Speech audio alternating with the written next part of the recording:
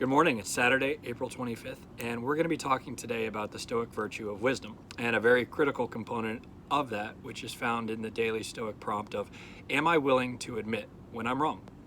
So the other day I was listening to a podcast by Aubrey Marcus, who's the founder of the human performance optimization company Onnit. And he was telling a story about how recently he was in Vegas with some of his friends, and they were partying up into the late hours. And as things escalated, one of his friends who had had too much to drink came up to him and noticed that Aubrey was acting a bit more reserved than his younger, dumber self might have. And he says to Aubrey, "Hey man, what's wrong with you? You know, you really have changed." And Aubrey stops and he thinks to himself, "You're damn right I have." And then he goes and he offers kind of this interesting counterpoint. Now, say that you're at your high school reunion or somewhere where you haven't seen someone in a long time, and another person comes up to you and they offer the intended compliment of, "Oh, hey, so-and-so, look at you. You haven't changed a bit." Now, I know that this is hyperbolic flattery, but it's important to consider it for a second. I mean, what a tragedy. What a waste of our potential. What a misuse of our limited time on earth if we're content to, or even worse, if we seek to maintain the status quo. And this is where the Stoic virtue of wisdom becomes critically important. So Marcus Aurelius writes to himself, "If anyone can prove and show to me that I think and act in error, I will gladly change it. For I seek the truth, by which no one has ever been harmed. The one who is harmed is the one who abides in deceit and ignorance." Now, the frightening thing is that deceit and ignorance is, for the most part, unintended and often unobserved. If we aren't careful, if we aren't proactively looking, we can just keep calm and carry on with inaccurate, outdated, unoptimized beliefs and practices. So to counteract this, we have to make significant investment in exposing ourselves to the wisdom of others. And simultaneously, but critically important, we have to do so with the mindset to absorb that information, to challenge our pre-existing standards. We have to be able to admit our errors and submit to a better way when we find one. As Epictetus reminds us, it is impossible to begin to learn that which one thinks one already knows.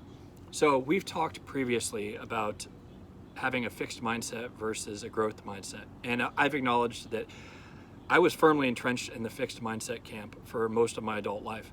But as I began to make that transition over, I realized how much more exciting life was on the growth mindset side. I mean, there is no shortage of areas to explore and refine with respect to our thoughts and our behaviors. And when we really challenge our views, we grow stronger from it. And it's not merely enough to hear another's spoken gospel and accept it at face value. We can seek out opposing perspectives, examine and test them thoroughly, and then arrive independently at our newly adopted position.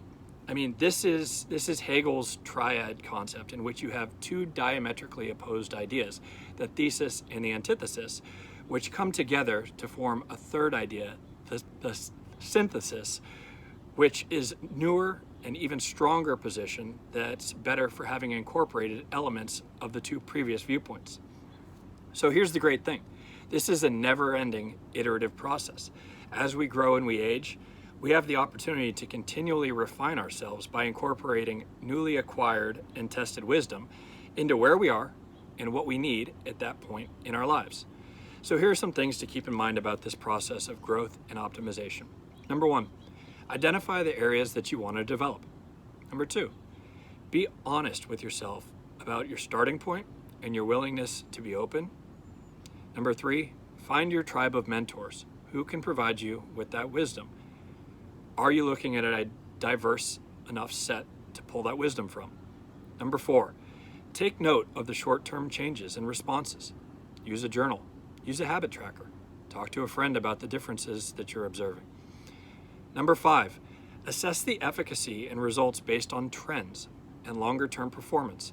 We can't be flippant here as we look to make change. We have to trust the process, and we care more about trajectory and progress than we do about short-term fluctuations, which leads us to number six, review, revise, and continue on. Now, with that said, if the next time that you see me, you come up to me and you say, "Oh man, look at you.